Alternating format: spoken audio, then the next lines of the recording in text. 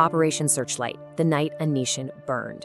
The date is March 25th, 1971. I want you to imagine a major city, completely asleep, just wrapped in the quiet of a warm spring night. But under the cover of that darkness, a massive military machine is quietly moving into position, locking its sights directly on its own citizens. In this explainer, we're walking through a grim reality. The night a nation was violently birthed in blood and fire. This is the beginning of the Bangladesh Genocide, an event that fundamentally altered the geography and really the soul of South Asia. The sheer, calculated intent behind this violence is just chilling, because you have to understand this wasn't some spontaneous clash or a riot that spiraled out of control. Listen to this quote. This is from Pakistan's military ruler at the time, President Yahya Khan. He said this at a conference in February 1971, a full month before any tanks rolled into Dhaka. Kill 3 million of them, and the rest will eat out of our hands. The terrifying premeditation here is undeniable. The massacres that followed, they weren't an accident, they were absolute policy. Chapter 1, A Nation Denied Its Vote. To understand how things reached this horrifying breaking point, we have to trace it back to the 1970 general elections. In December of that year, Pakistan held its first democratic election since its creation. And the East Pakistan-based Awami League, led by Sheikh Mujibur Rahman, didn't just win. They secured a massive, decisive majority, 167 out of 313 seats. Constitutionally, they had the absolute right to form the government. But the West Pakistani establishment, encouraged by figures like Zulfikar Ali Bhutto, flatly refused to hand over power. President Yahya Khan just indefinitely postponed the National Assembly. For the Bengali people of East Pakistan, who had already endured years of marginalization, this ultimate betrayal practically shuttered any remaining hope for peaceful coexistence. And that leads us to the shadow conspiracy. While the military regime was publicly stringing Sheikh Mujib along in these so-called negotiations throughout March 1971, behind the scenes, they were laying the fatal groundwork for Operation Searchlight. We're talking troops flown into Dhaka on commercial flights disguised as civilian passengers. Tanks discreetly rolled into the city. 9,000 tons of arms and ammunition shipped into the port of Chittagong.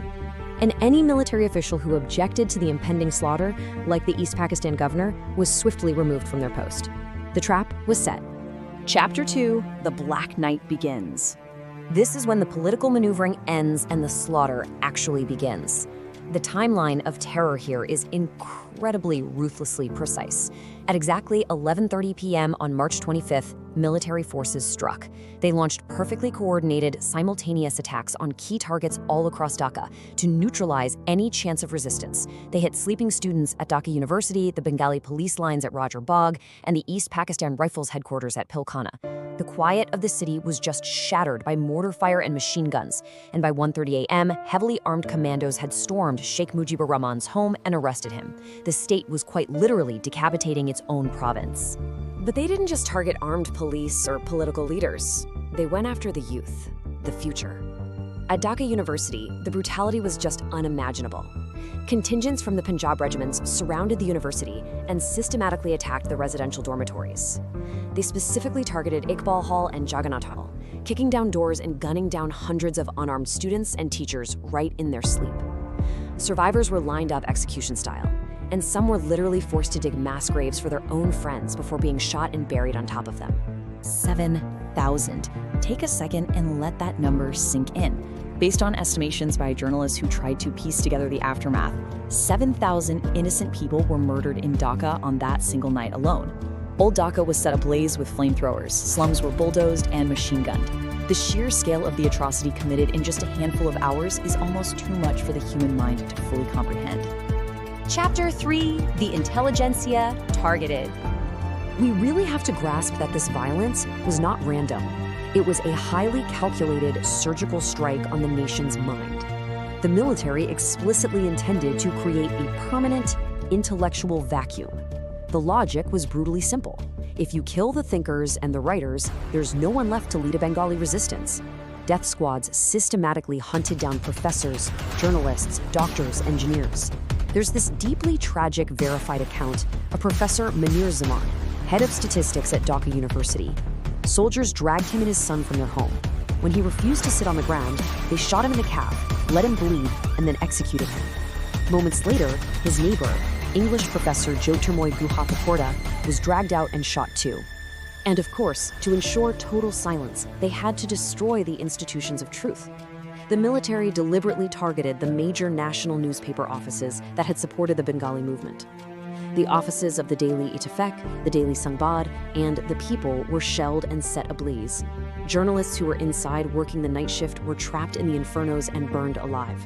The military wanted to make absolutely sure the world would never hear a whisper of what they were doing. Chapter 4. The world finds out. But truth, especially a truth this heavy with blood, is very, very hard to bury. The military had deported foreign journalists before the crackdown, right? But later, they invited a select group of West Pakistani reporters, expecting them to write some favorable propaganda. One of them was a man named Anthony Mascarenhas. But what he saw broke him. He witnessed the wholesale slaughter of Hindus and Bengalis. Risking his own life, he fled to London, and in June 1971, he published a massive exposé in the Sunday Times, simply titled Genocide. He wrote about seeing human targets hauled off for disposal. That single act of immense journalistic courage finally forced the international community to look, shifting world opinion and changing the course of the war. Chapter 5, 9 months, not one night. We have to broaden our scope now, because Operation Searchlight was really just the match that lit the fire. That Black Night was merely the opening act of a drawn-out, systemic campaign of terror that stretched over 9 agonizing months. And the Pakistani army didn't act alone. They were actively aided by local collaborating militias, the Razakar, Al-Badr, and Al-Shams forces. Together, they perpetrated horrific crimes in the countryside. Villages routinely burned to the ground. And devastatingly, the campaign included mass systemic sexual violence against hundreds of thousands of Bengali women, literally weaponizing trauma to terrorize and subjugate the entire population. Over 200. In a final, incredibly spiteful act of cruelty, when the Pakistani forces knew they were going to lose the war in December 1971, the Al-Badr death squads rounded up over 200 of the remaining top Bengali intellectuals, doctors, writers, filmmakers. On December 14th, just 2 days before the surrender, they were blindfolded, taken to torture cells, and executed en masse. Chapter 6. Independence and an Unfinished Reckoning. Ultimately, the Bengali resistance, eventually backed by Indian armed intervention, proved too strong. On December 16, 1971, the Pakistani military officially surrendered. East Pakistan ceased to exist, and the independent, sovereign nation of Bangladesh was born. The victory was absolute, but the cost, staggering. And here is the stark, ongoing injustice we have to talk about.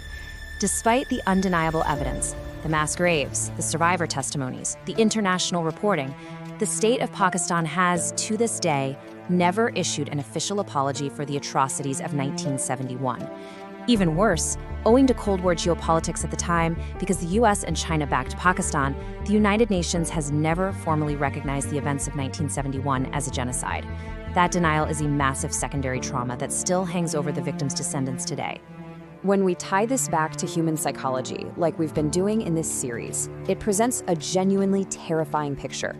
We've talked about the Milgram experiments, right? How easily ordinary people obey brutal orders from above. We've talked about the Stanford Prison Experiment, showing how cruelty can spontaneously invent itself from below when people have unchecked power over a dehumanized other. Well, Operation Searchlight shows both of these dark psychological phenomena combined, executed at a devastating national scale. The state ordered the slaughter from above, and the soldiers and militias enthusiastically carried it out from below. To our Bengali viewers watching this, we know this is not some distant, abstract history lesson for you. This is the origin of your nation. That systemic disposability of Bengali lives that we've seen in other contexts, like the economic disposability we talked about with Rana Plaza, that directly echoes the foundational struggle for human dignity that began on March 25, 1971. Your country was built on the ashes of a night that tragically most of the Western world has never even heard of. Which leaves us with a heavy, unresolved question to ponder. When a nation is born in the shadows of an unrecognized genocide, how does it force the world to finally look and finally remember? Thank you for watching Dark Chronicles. Real stories, verified sources. Follow for more.